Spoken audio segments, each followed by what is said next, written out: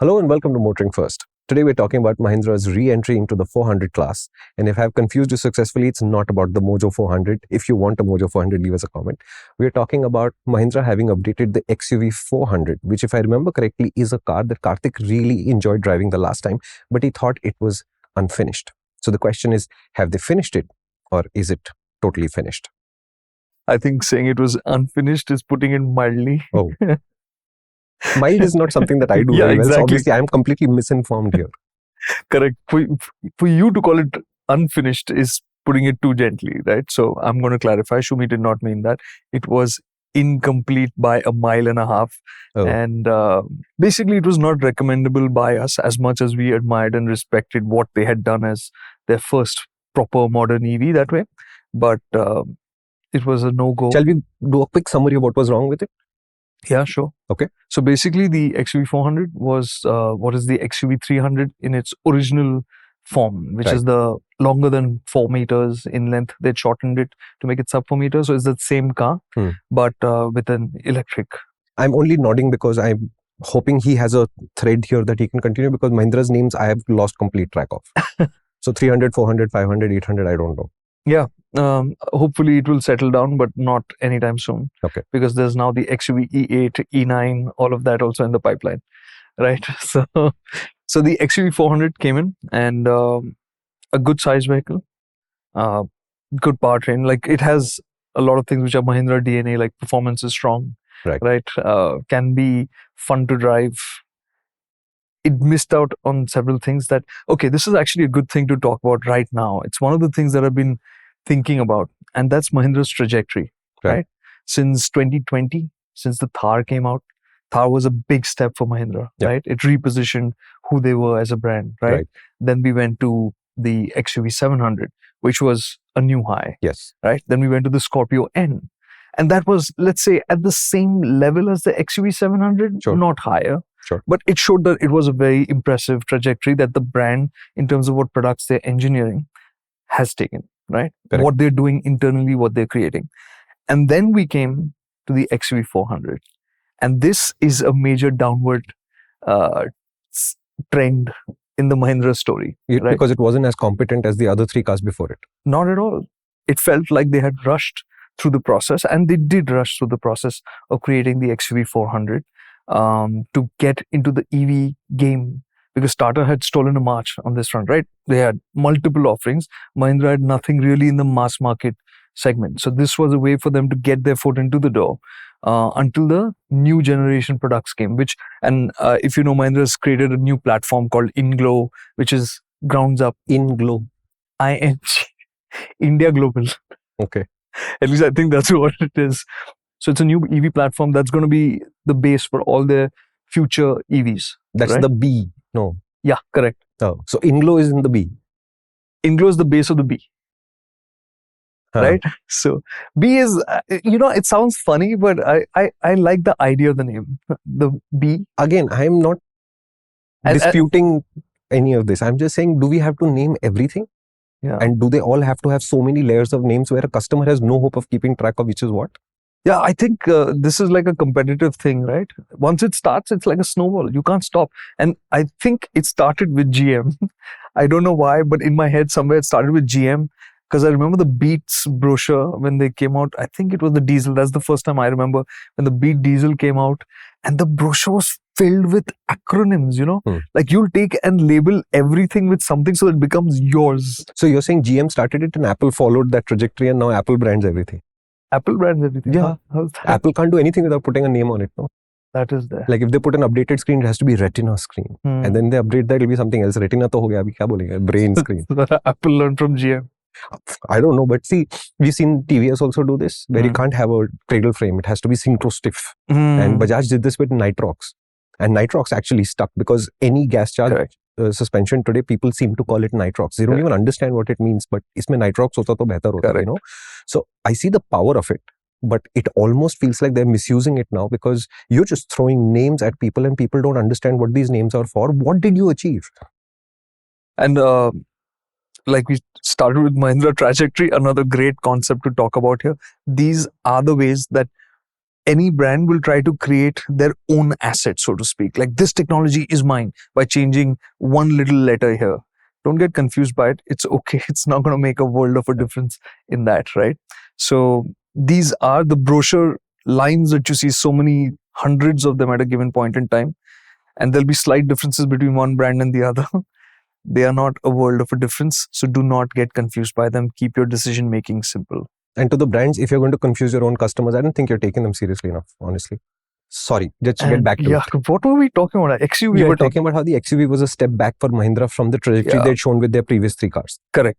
So there is a very important question that I have now for the next product from Mahindra, which will be the Thar 5-door or the Armada, whatever it is called. Armado. Yeah, okay. No, Armado it can't be. No, I think Armado is their defense vehicle. Really? I think I saw a story somewhere of some very weird looking thing which is all armor plated and whatever, and that thing's called the Armado. So, but the defense vehicles look pretty cool. Yeah. Some of them do. This one looks just ungainly. Okay. Yeah. So what happens next will be an indicator of where Mahindra is really headed in terms of their core engineering, right? And that was the thing with the XUV400 when it came out. In some ways, it did surprise and impress with what it was doing as an EV. But on other fronts, it just felt unbelievably incomplete. Okay. Right? Give me an example. So, like, for instance, the performance aspect was so Mahindra.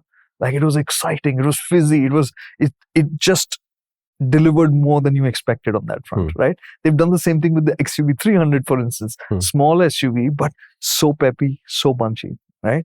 And you felt the same way about the XUV400. And it's not that it's just at low speeds. Even at higher speeds, the XUV400 was quick. But it lacked traction control. It lacked ESP, both of which were critical to this vehicle being recommendable to anybody. Understood. Right now, you have to layer on caveats. Hey, are you experienced? Oh, will you drive carefully? Oh, on bumpy roads, be careful. Oh, while taking U-turns, be careful. Because the performance was so strong. Right. And the tires could not keep up with the torque, and it has a lot of torque. Right.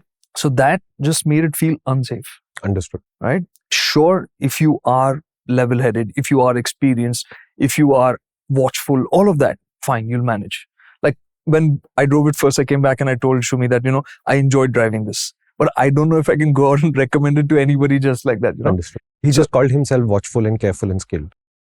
Not necessarily skilled, but I can choose to be, let's say cautious. Cautious is the right word. You don't have to defend it. You're an expert in the field. It is okay for you to be cautious, skilled, and capable of managing a car that can't manage itself.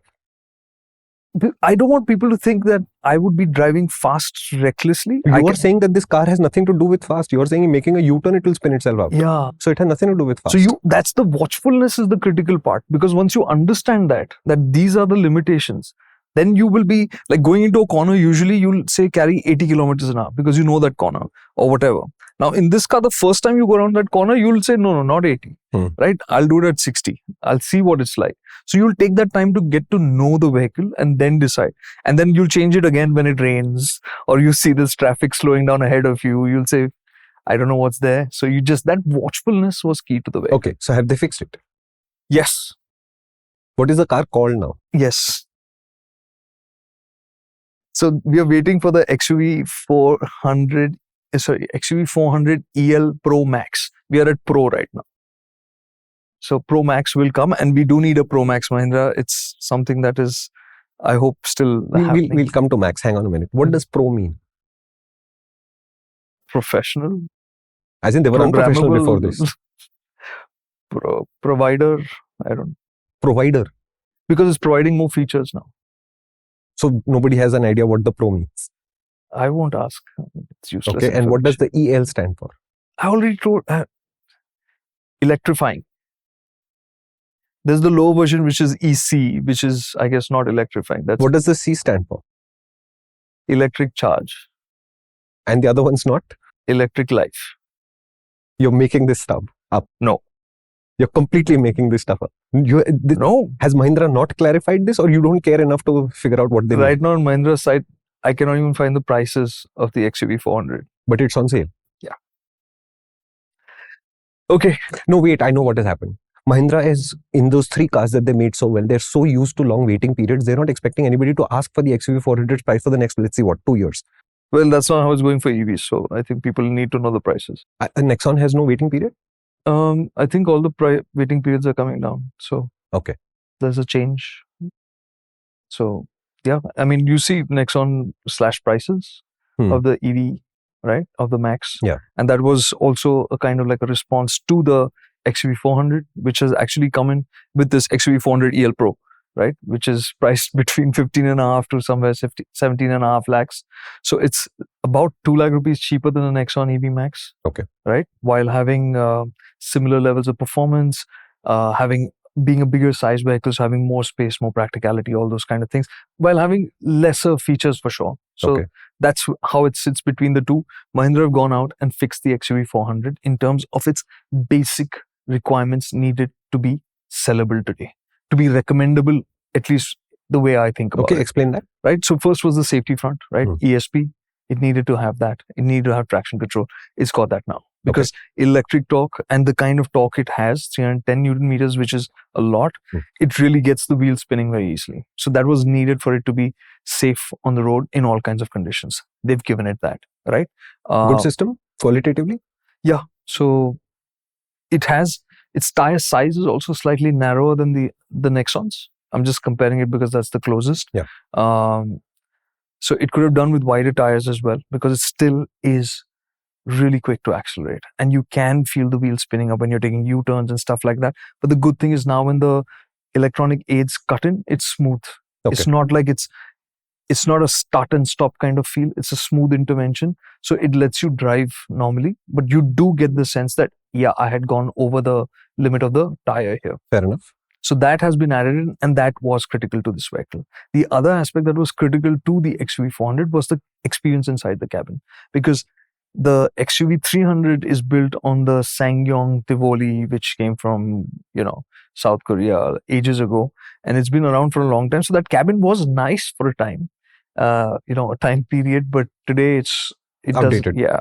It feels outdated. So they've gone and updated the center console, and also now it's got a new 10-inch touchscreen. It's got Mahindra's connected car systems. It's got a digital display for the driver. So that needed to change for sure. Those two screens needed to change. The driver's instrument cluster earlier was like, it felt like a time warp. Now it's got a digital screen like we've seen in the XUV700. So those two screens, similar system in terms of the interaction.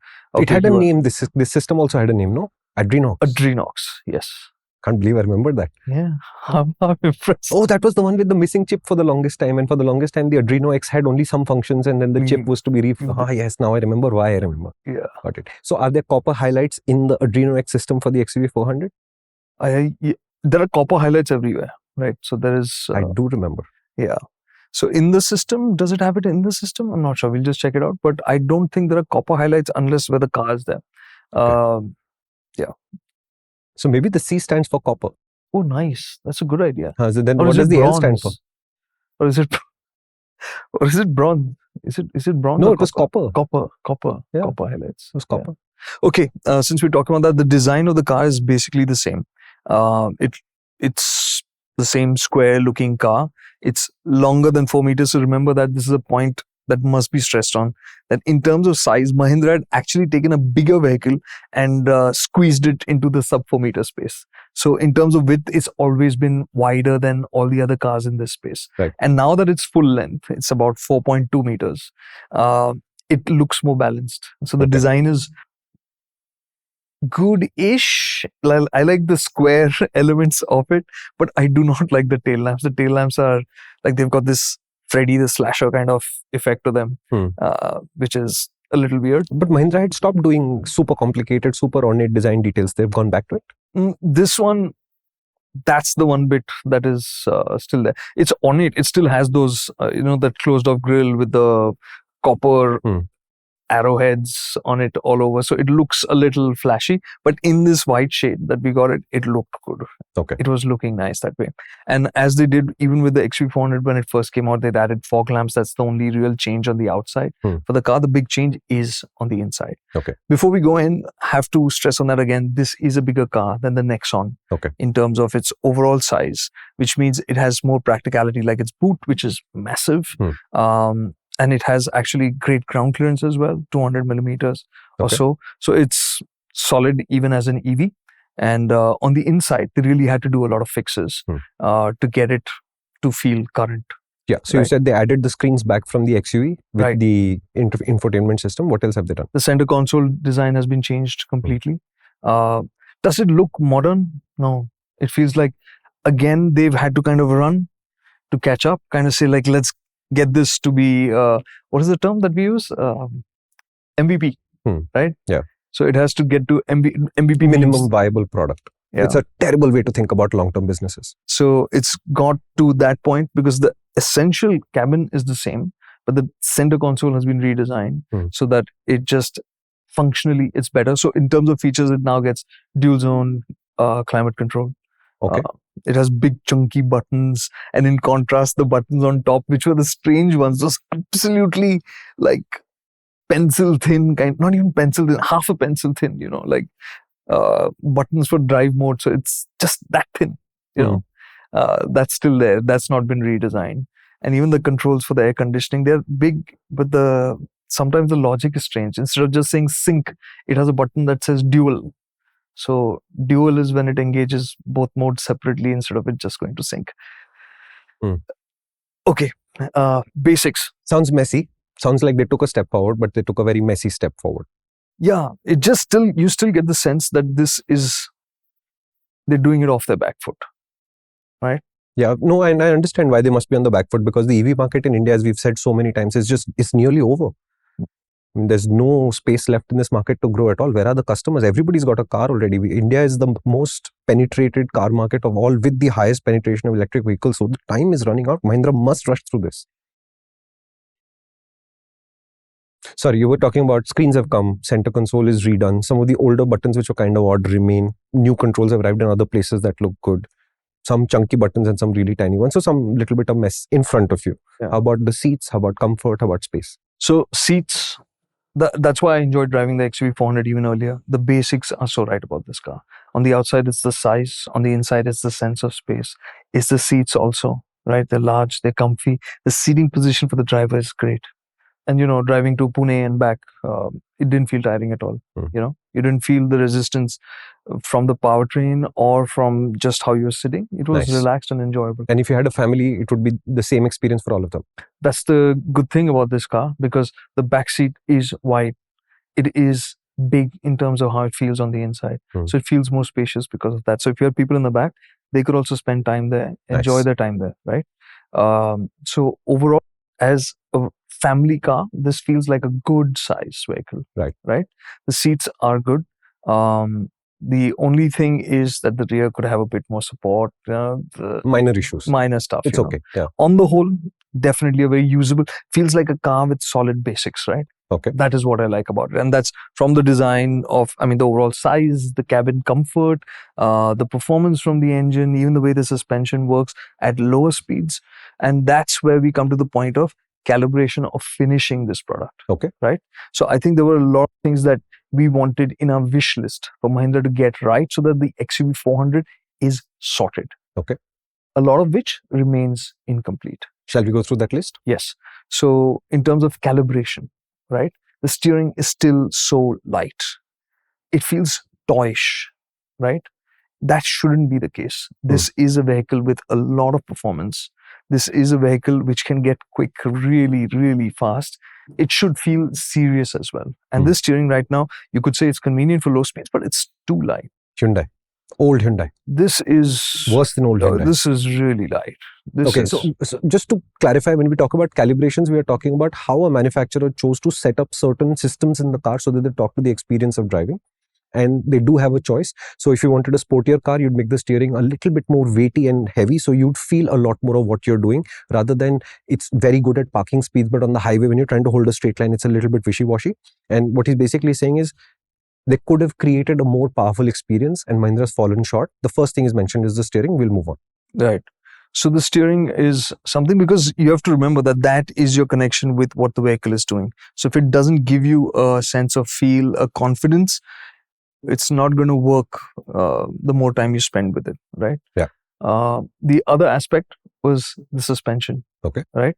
The suspension is very good in one way, that you do not feel the weight of this EV. Okay. Right. Despite that 40 kilowatt hour battery pack, you actually think it's lighter than the XUV300 was. Excellent. Right.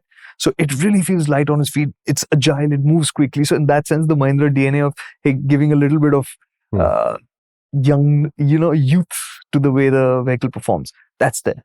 But I don't think they've finished that job off, because when you're on bumpier road surfaces, right, it moves around a bit. Throw it into a corner, it will roll a bit. Okay. Right, because it is quick. Right. It can accelerate fast. It turns fast. So you need that control as well. So the suspension is getting loaded and it's not able to control those loads as you push more and more on the suspension. Okay. Now with the ESP and all, now you'll still be able to do all of this without worrying. Right. Earlier it was too much, the combination of things. Okay. Right. So this also needs to be tied down. And they, as usual, they've got those frequency selective dampers and stuff like that. So they're using good kit, right, to get this kind of ability to take big hits and not be bothered. Now, generally with the EVs, as the batteries come on, the weight increases, and you feel the weight of that when you're driving around, right? In the XUV's case, you don't feel that. So they've managed to strike this sense of lightness and make it feel easy to drive. But it lasts in a narrow band, and when you step out of the band, it's gone again. So in the city, when you think about the suspension, you'll enjoy it, right? You'll just be able to glance off big bumps, not be bothered about them. Right. You'll just go through it. But as speeds increase, or let's say you have you have people sitting inside, the movement will get irritating, right? That control should have been there. Right. And so basically you're saying the Tata Punch EV, which was really impressive on this aspect, remains for you the EV benchmark for suspension tuning. I mean, we have to drive it more, but that first impression of it was very good. Okay. Right? Okay. And that was what they have created as their new platform. Correct. So it's been fine-tuned to deal with the EV life, so to speak. Right? So that was the second aspect. Right. Right? The third aspect was a very small thing, but I think a very crucial thing as well. Right? The drive modes. So they have 3 drive modes: fun, fast, and fearless. Okay. That's also very Mahindra. You can see that little spurt of कुछ अलग करते हैं, right? जबरदस्ती के लिए कर लो यार, क्योंकि लॉजिक तो है नहीं. And the thing is, the modes should have more restraint, should have more usability to them. Restraint and usability. Explain. Yeah. So they are very quick. Even the fun mode is actually the only mode I would recommend to anybody. Is that quick? It's in or it's too alert. Fearless is just quick. It's like, again, if it weren't for the ESP, you would just say, do not use it, right? Do not use it, right? It's quick. Okay, it's very exciting, but I can't imagine for the life of me telling, let's say my son, when he's 18 years old, giving him this car, and the one thing I'll tell him is, do not put it in fearless. Okay, do not put it in fearless. Yeah. Right? It's that quick, because again, I have to go with the caveats. If there's a corner, if it's dusty, so if it's back bumpy, to caveats again, yeah. Right? So you don't want to go there. So the fearless is really fast, right? And therefore fun is less useful than it could have been, because they could have easily tapered the performance back, given you more range out of it, and made it much calmer in that mode. Fun is fine. The problem is they've artificially limited the use case for fun by giving it a speed cap of about 90. Right? So if I'm on the highway, I have no option but to go to fast. Because you can't overtake anything. Yeah. Right? And I thought that was the simplest fix. And if anything, anybody using this will say, honestly, I would not want to move to fast or fearless, except for like maybe a quick burst to just like, and that's it. Move back to, right. That's it. But even now, the drive mode logic is the same. Effectively, the motor, the battery, all of that is the same. So the drive modes have not been changed. And this was one opportunity lost. That is I think the bigger conversation that it almost feels like the team working on this is far less mature than the guys who were working on the other 3 projects. It feels like the A team was sent to do the Scorpio and the XUV400, etc. And the B team was told, okay, listen, this car is in trouble. We need to fix it. And the Nexon is running away with it. Please do something. I don't know, but it just feels like this was a product that was prepared some time ago. And at some point, they just kind of said, heck, we got to get a product out and let's bring that off the shelf. So it was something that was developed earlier and was just pressed into action, which is why this fix. And which is the bigger concern for me with EVs today, right? That we are going to a place like with this name, EL Pro, we are commoditizing it in a way, saying that, oh, updates are normal. But I don't think I'm okay with spending 20 lakh rupees on a car today and knowing it's now the old version and is incomplete within a year. Yeah, but I think you don't understand today's customers. I think they do like participating in beta programs. It's just that when they're subsumed into a beta program without them realizing they have been subsumed, that's when they are in trouble. So if Mahindra were to call this the EL Pro beta, I think people would just show up and say, yeah, we'd love to test for you. Yeah. I'm sure this is connected and all the data goes back to Mahindra and they can see what customers are doing, etc. That's what everybody. All EVs are like this now. Yeah. So if Mahindra wants to sell 15,000 of these and then they have 15,000 beta testers for them, I don't see a problem. Beta testers should get a discount though, right? They're helping you. Discount, yeah. No, but honestly, especially with EVs, because it is new technology, it is relatively unstable technology, it has not matured to the point where it can be commoditized as easily as an ICE can be today. I would automatically, when I hear Kartik say that this car feels like they did this in a rush, feels like they could have done it and they didn't do it, etc. My flags are up. There is just no way that anybody calls me. Normally, I tell them, if you want to buy a car, just speak to Kartik. But if they were to ask me about the XUV, I'd just tell them on point blank saying, from whatever I've heard from Kartik, this car is not worth buying yet. Finish this car and then we'll discuss. As far as I'm concerned, the XUV is finished. Yeah. 400. Yeah, I mean, look, we've seen beta versions of scooters and we've seen how much trouble they are. And it's not just that they're breaking down or burning up. It's a fact of they're in your face every day causing some sort of hiccup here or there. And what you're basically saying is this car has moved forward 2 steps, but it has not become hiccup-free in the process.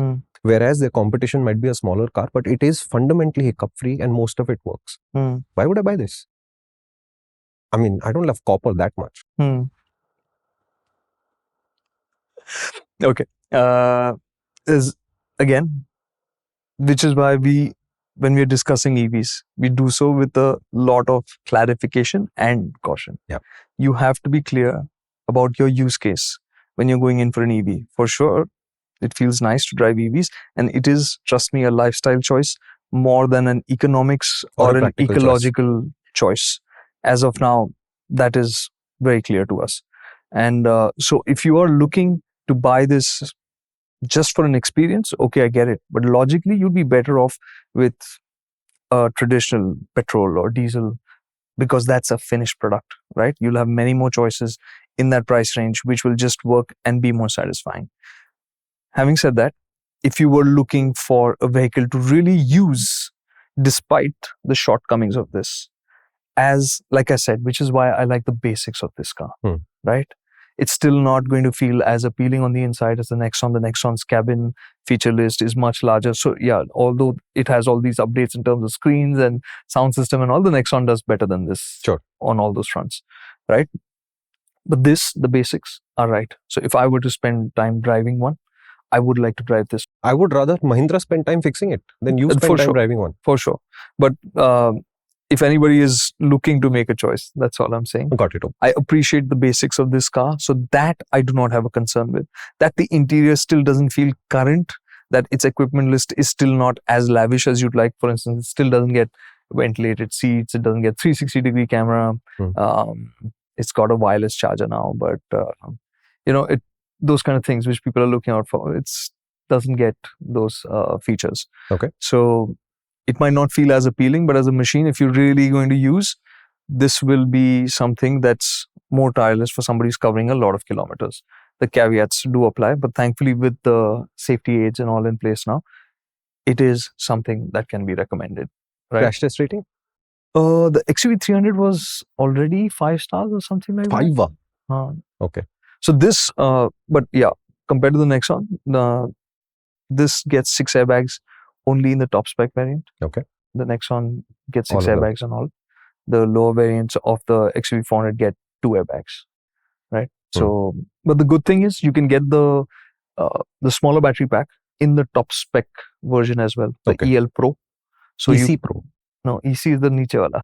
That's what you just said, na? You get the niche wala in the top spec. No. So EC is the variant which comes only with the 34.5 kilowatt hour battery pack. The EL Pro is available both in the 34 kilowatt hour battery pack and the 40 kilowatt hour battery pack. So clarity, bro. Mahindra, you're killing it. And you also have the option of getting the fast charger at home, which is a 50,000 rupee extra or something like that. 7 kilowatt, which takes charging time down to 6.5 hours or something like that. And the good thing about the XUV400 is that it can fast charge at a public fast charger. It uses a 50 kilowatt DC fast charger, and it'll get you up to 80 in less than 50 minutes, or about 50 minutes, something like less than an hour. So basically on that front, it is also better than the Nexon, because the Nexon can only do, I think, about 30 or so. So it has a cap. It's about half as so this is better for somebody who's clocking a lot of kilometers. The boot is bigger, back seat is better, all of that, right? So you're saying it could have been a better car than the Nexon in so many ways. Mahindra has the basics in place, but they just didn't finish this car. Correct. And therefore you shouldn't buy one. No, let them finish it. No. I'm gay. I mean, the situation ends up being that you have to say it's good, but that but should not exist, right? Correct. It should but should not exist. No puns intended. No puns intended at all. What are you saying, man? Right, exactly. I'm just clarifying. So it's good to see a car with great basics. It's always so satisfying to see that. But then you have to justify the details and say that you can make peace with that. That just gets in the way of that product having its own life. Right. So, and I think this is where a lot of people would want to get. It's accessible. This space, the Creta, Seltos space for EVs is the space to be, because it's a healthy sized vehicle in terms of the practicality. It has the right position to even be desirable. It's not going to be too expensive. It's not going to be too cheap. It's not going to be too small. It's the right middle ground right now for our market, right? From the first wave of EV adopters, right? So it's in the right space. It's got the basics right, but it's still getting its details right. What is the range for the EL and the EC? EL is 450 something or 460 thereabouts. The EC is 350 or something. Okay, we'll put it on the screen. And you would assume that it's about 70% of that number in the real world, which seems to be a calculation that works really well for us. Whatever ARAI's claimed cycle number is, you take about 70% of that as what you should be able to see in the real world quite easily without any effort. We've tested this before with, pre this update, and it was doing about 260, 280 kilometers. And in just city mode, it would do maybe 300. Which leaves me with that one thing remaining, which is it has a single pedal drive mode. And which is an L mode that you have to use. So it's not customizable. L. Low. Oh. What is low? The region is low. No, low. Kharid low. As in, what is low in the L? I don't understand. Low L mode. That's it. Low. See, I can understand low in a 4x4 as low ratio. You're telling me the single pedal driving mode is called L, which stands for low. So what is low? The braking is low. I don't know. I'll tell you what it does. Okay. Sorry. There's no explanation for any of the names the Mahindra is using this time. Okay. So it's got the single pedal drive mode, which is not customizable, unlike the others where you can, change the regen level and all. Right. In this, it's just one. But the good thing is, this does bring you to a stop. Okay. Right. So which means once you get the hang of it, it's not super aggressive. Right. Okay. So the thing is, at lower speeds, when you get the hang of it, you can use it to control your driving in traffic as well. Very nice. Okay. Right. So it is useful. Is it as potent as single pedal drive modes could be? It's not there yet. But that's okay. Yeah, that's okay. I'm happy that it's come till here at least, so that it's giving you that modern EV experience, right? It's simplifying driving, which is what EVs should be doing, considering they are so much simpler in terms of their hardware and how they work. So that is the one addition that it has, which is good, and I'm glad that it's working well. Awesome. What's the service experience going to be like? Because Tata's, I think it's fairly clear that all the owners keep telling us that Tata's service experience is pretty terrifying. Most of them suffer quite a bit. I think the base for the EVs is very small as of now for Mahindra.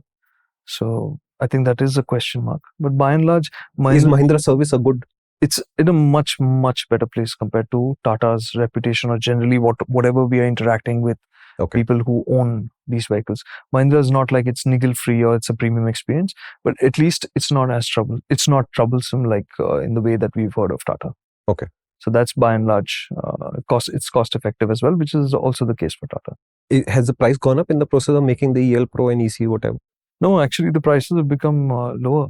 Okay. So the overall vehicle has become more accessible, which is why it's incredible that it's bigger than the Nexon. It's better. It has better usability overall because of its size, boot space, all of that. Right. And it's also priced better. Right. And this is after the Nexon's price has been reduced. So the guys who bought the XUV400 before this EL Pro and all of this happened, they must be really thrilled to see. So I don't know how they're dealing with that. Actually, it would be interesting because if you bought one and then the vehicle's price has been reduced, what happens? Frustration. What else? It's not great for either side. It's not great, but it's not great for the person who's bought it. It's not great for the company. It just will create a bigger sense of frustration. Yeah, frustration and distrust. I don't know. Like next time I think about an EV, I'm already there that I'm thinking, I don't know, buy a brand new one. I'll wait 2 years. I'll see where they get to with it. Yeah. Right? Then I'll buy one. Yeah. No, and that's how the mass market will work. I think there'll be early adopters who will show up and buy whatever is new because it's new, and they will accept in their natural way of thinking that there'll be a few hiccups along the way, and that's fine. But the mass market will not work like that. The mass market will arrive much later once a lot of things have stabilized. For example, we constantly get questions about, I'm ready for an EV, but I'm not able to understand what the resale values are like. Correct. And how will you know the resale values? Because these vehicles are unknown. Battery warranties ke baad mein kya hoga is a big question. Battery replacement costs are a major worry for so many of you. Insurance companies are not really helping you take over that cost in any particular way. I know that there are questions. Until these questions are answered, there's a whole bunch of people who simply cannot afford or have the mental capacity to say, that's okay, I will take that risk. And just as we've seen now, the other factor is the price reductions. Yeah. If I had, like, let's say, bought an XUV400 a year ago and I wanted to go sell it now, I mean, I've lost $1 lakh for sure because the new one is already cheaper, right? Yeah. So it's a lot to factor in. Yeah. And your old XUV doesn't even have Adrenox. Yeah. And mine does, the new one. Is there anything else you'd like to add before I attempt a quick summary? New steering wheel, flat bottomed. Oh. For the rear passengers now, there's aircon vents and USB-C charging port. There's a 12-volt socket as well. So a little bit more convenience at the back. It has those strappy seat back pockets still. I don't know if you've seen it or not. It's just a string running like that. It looks really cool. But as a pocket, it doesn't inspire a lot of confidence, but I like it. It's weird enough to be cool, and just keep it. It's okay. We'll deal with the inconvenience of it. Okay. You can put sheets of paper. It's fine. Okay. Sheets of paper. Yeah, I think a lot of people carry those around nowadays. Yeah. Correct. So it'll be so very useful. You can always see what you're carrying. And when the paper falls through, actually the paper may not fall through the strappy thing, but the phone might. And then you say, oh, sheet, which is to remind you what you should have actually put in the first place. Yeah. So yeah, aside from that, what else? Talking about, updates as we go along, part of which is normalized, right? So wireless Android Auto, Apple CarPlay, it has compatibility. So it's supposed to come in as an OTA update. Okay. So the vehicle that we use just now didn't have wireless smartphone But it will get it at some point? It will get it. Okay. And it should have got by now already. So it's an OTA update. So that's about it. All right. It's quick summary time and I'm going to really enjoy this one.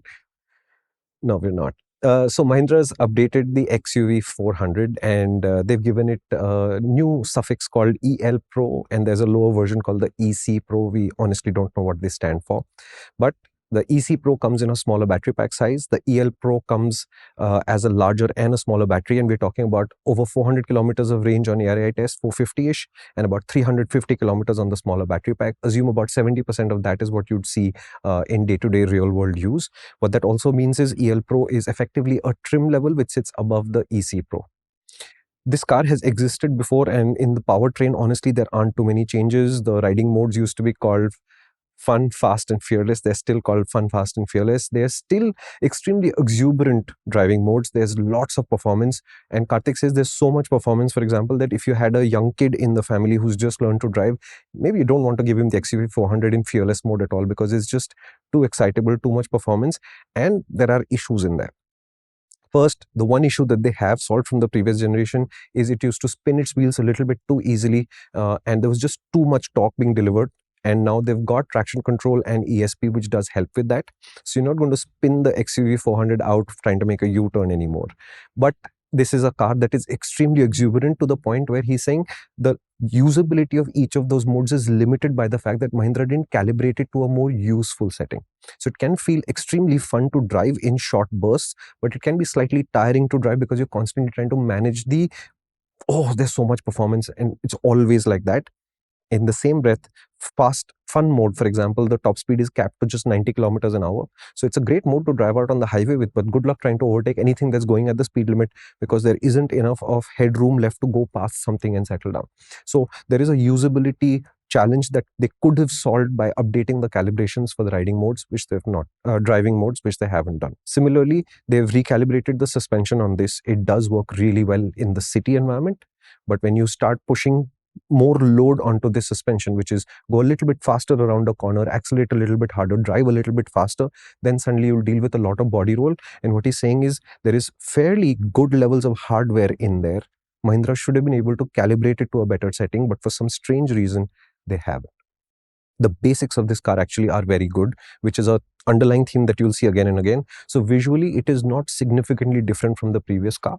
At the back, it's a slightly ornate set of tail lamps that really got his goat a little bit, but it's still the same with the copper details, and it's a slightly flashy looking car. But because this came from a larger than 4 meter... Please change the Mahindra logo. Please. But you don't like butterflies, huh? Oh my God. Anyways, sorry. So since the XUV400 comes from a larger car, from a more than 4 meter long car, and now it has re-attained that length, it now looks like a proportionate large car. So it's wider than all the competition in the segment. It does look nice. It's a little bit flashy, and you'll have to decide whether you like it or not. The white test car he got with the copper highlights, it looked nice. And we're not sure what the other colors are like. We haven't actually seen them. Interiors, it's always been a spacious interior with really comfortable seats, remains like that. It's got a massive boot because of its length, remains like that. The rear seat isn't the best that you'll use, but the basics are right. It's a comfortable place, and they've added the rear AC vents and USB ports and all the stuff that millennials need to sit back there and not complain too much, and millennials' children also. In the front, again, it's a good driving position for a long drive. You've got a new steering wheel with a flat bottom. I don't know how that helps, but if that helps, leave us a comment.